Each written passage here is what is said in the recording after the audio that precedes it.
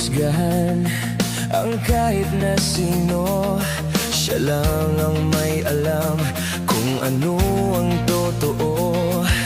Huwag mong husgahan ang puso ng iba.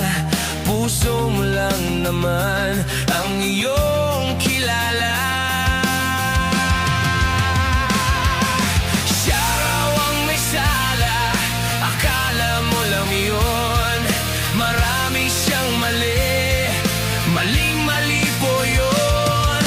Di siya totoo, hindi yun ganon. Baka naman kasi akala mo lang yun.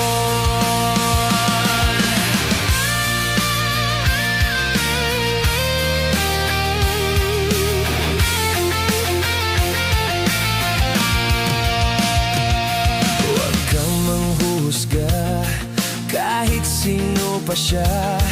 Huwag kang magsalita, baka sumablay ka.